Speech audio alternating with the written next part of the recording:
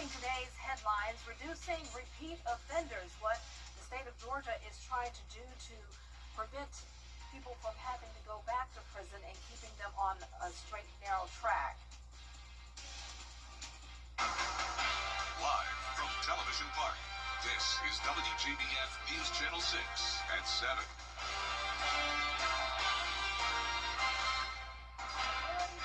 I'm Dee Griffin. Thanks so much for joining us. Coverage you can count on begins tonight with Georgia continuing to improve public safety and reducing the rate of repeat offenders. Some groups are educating newly released inmates and will help lower. Richmond County deputies need your help to find a wanted suspect. Deputies are looking for Yolanda Adams. They say she also goes by Yolanda Daggett. Adams is wanted in connection to an aggravated assault that happened November 23rd on Brenda Court. Officers consider her to be armed and dangerous. If you see her, call the number on your screen.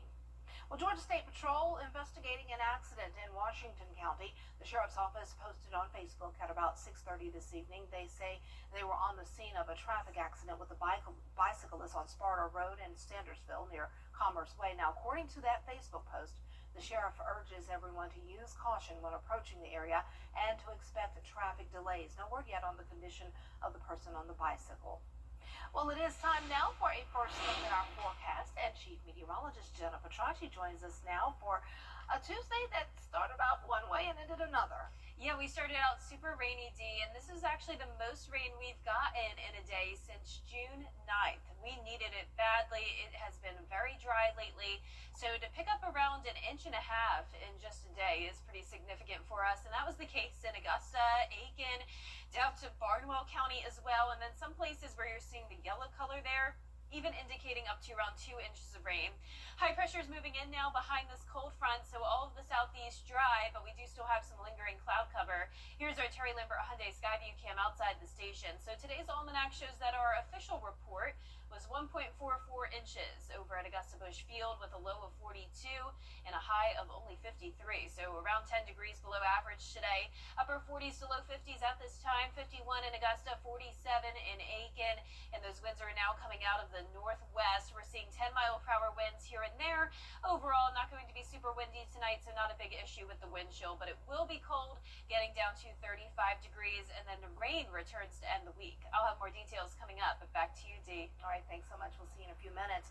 Neighbors in Edgefield County are anticipating a big decision about a proposed RV park that has received pushback for months. A developer is looking to take steep eroded land across from Bream Oak Road and install a 70-lot RV park that would serve metal workers. But that same land drains into nearby ponds, and neighbors fear an RV park could send stormwater, silt, and sewage into the water. And that's why they filed an appeal with the South Carolina Environmental Law Project in hopes that county leaders will take proper steps to move the RV park elsewhere. We are 7 neighborhoods, 122 homes. And the vast majority of the people that live here moved out here because we got away from the city. We like the rural agricultural environments. And what we see happening is that the county is bringing the city out here to the country. And that's not why we moved out here. And county leaders will have the final reading at their meeting tonight, and they're looking at an 8-page ordinance that neighbors hope will pass. 3 times not the charm as Augusta leaders fail to approve next year's budget.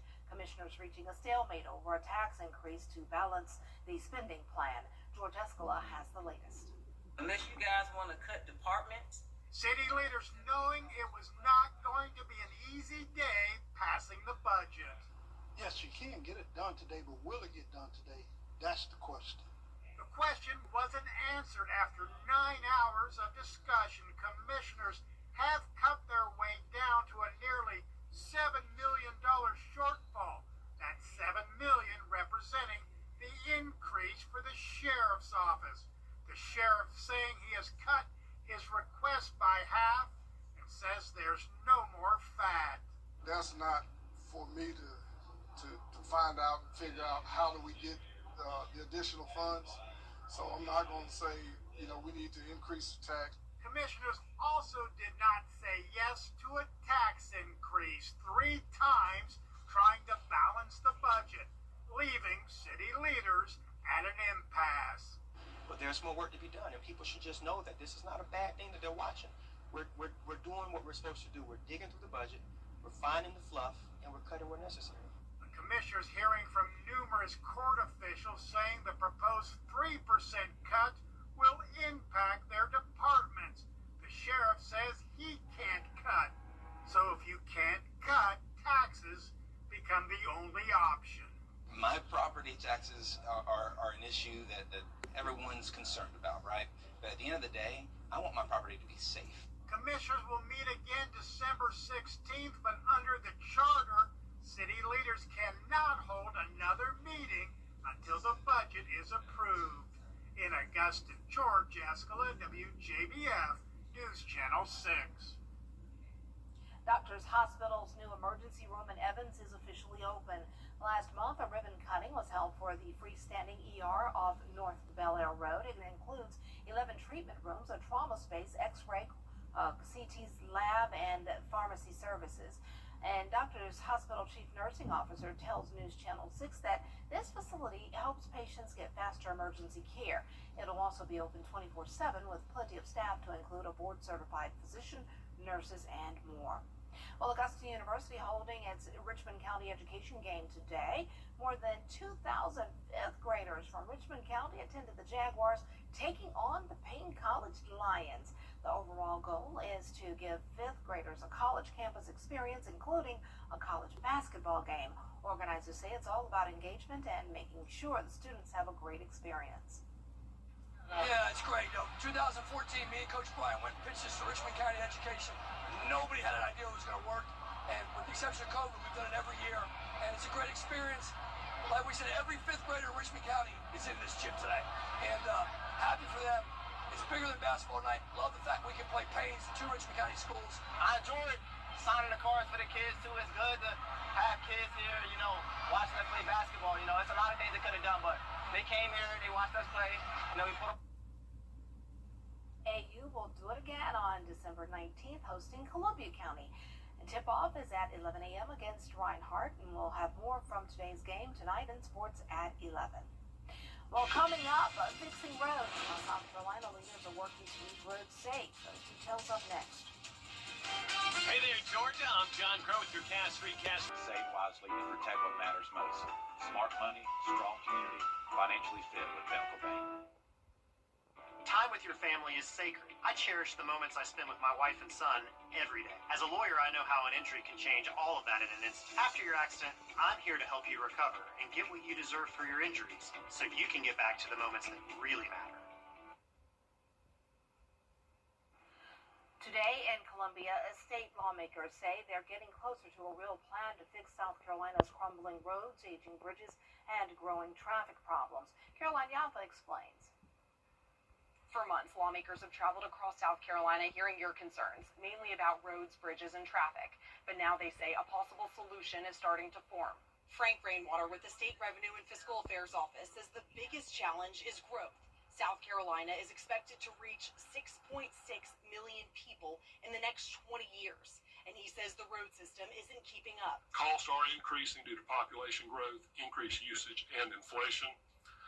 These costs are affecting both state and local governments' ability to fund road infrastructure. Another problem lawmakers say is 53% of roads are maintained by the state, which is a large amount compared to other states. Lawmakers think it's too much for the state to maintain. Locals are not against it at all. The problem has been the state of the road that's being turned over, and that's really still our local government's concern. Is great. You want us to take it, but in what kind of shape? But it's not just the roads. Bridges are a big problem, too.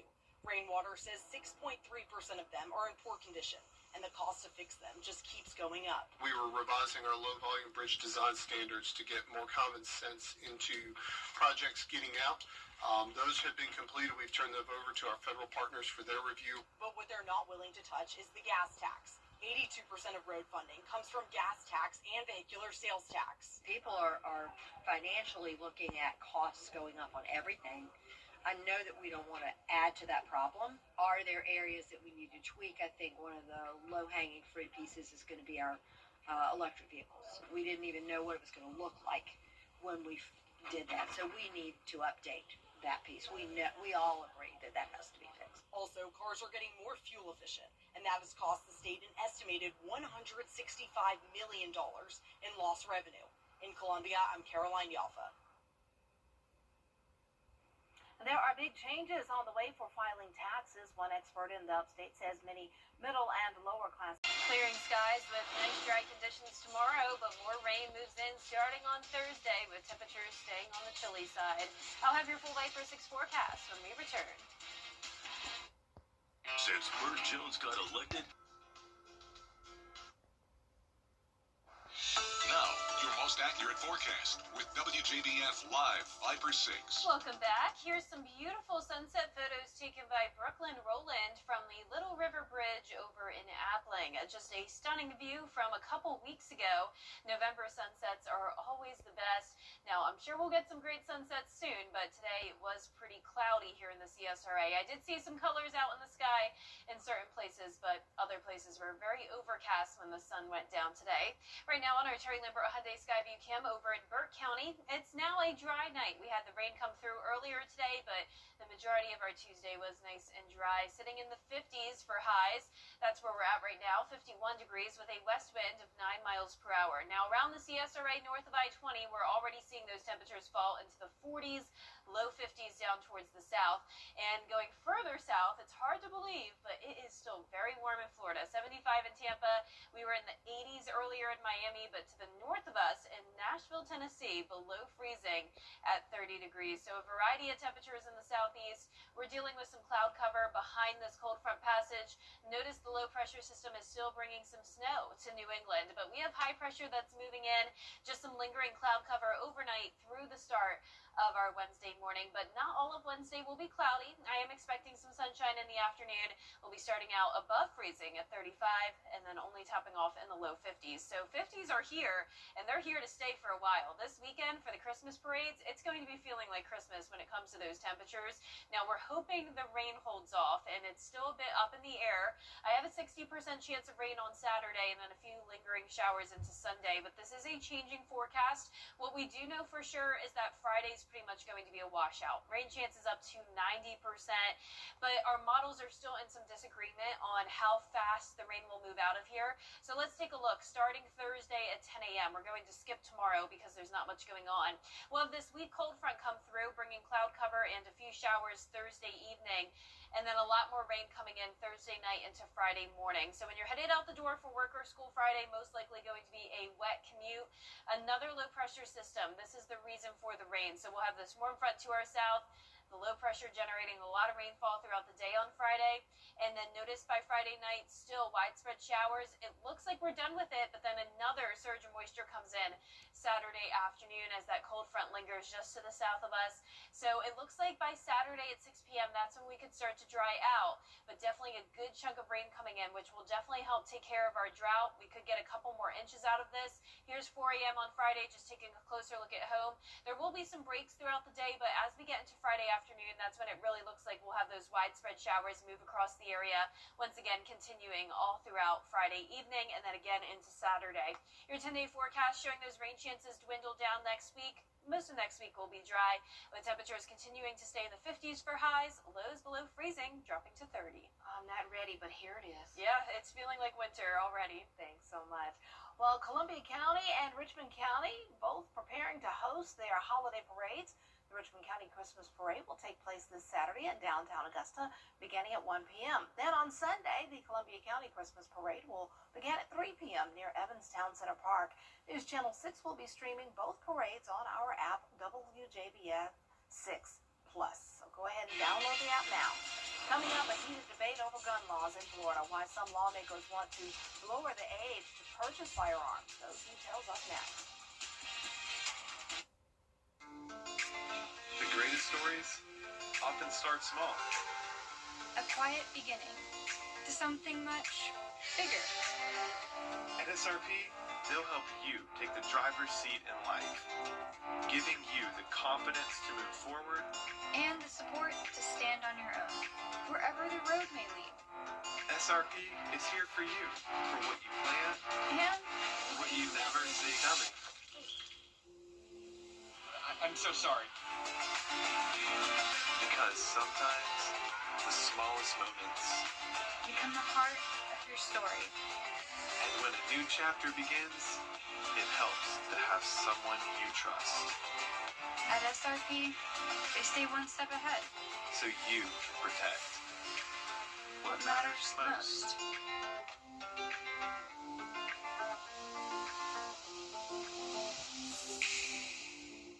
Welcome to Ashley's Black Friday. Burger King and SpongeBob will have more of the meal bikini bottom inspired after the break. When you download the Hardee's app into an Imagine that. Charleston, Atlanta, Savannah, and even Orlando. These are just a few of the cities that law firms have come from to advertise in the CSRA. When it comes to choosing a lawyer after an accident, local experience matters. Don't you want a law firm that has deep roots here? Well, that's my firm. I'm Austin Jackson. I've been helping accident victims in Augusta, Aiken, and the entire CSRA for over 10 years. And I'm ready to help you right now. Call Austin Jackson, the Augusta guy, 706-724-7224.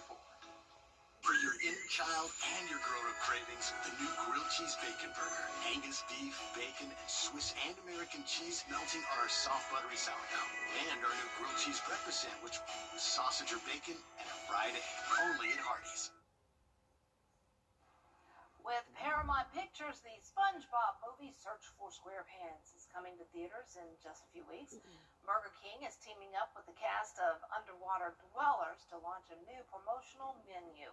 It features limited-time creations based on the cartoon characters, including SpongeBob's Krabby Whopper, Mr. Krabs' cheesy bacon tots, and Patrick's Starberry shortcake pie. And for a drink, a frozen pineapple float. I'm sure my son will want to taste that. He'll want that. That sounds just right up his alley. Yeah, I may need to try that too. I haven't been to Burger King in forever, and I haven't watched SpongeBob in forever, but I was a fan as a kid. Yeah, whenever I randomly hear the theme song, I remember my son, SpongeBob times. SquarePants. Yeah. Weather forecast is showing cloud cover and rain returning Thursday through Sunday, and then next week we'll see a bit more sunshine, but that sun's not warming us up too much. We'll eventually hit the low 60s next Friday, but even that's still a little bit below average and definitely some chilly mornings. Keep those jackets out. Thanks so much, and thank you for joining us. Our next news continues at News Channel 6 at 11, and Entertainment Tonight is next. Have a great night.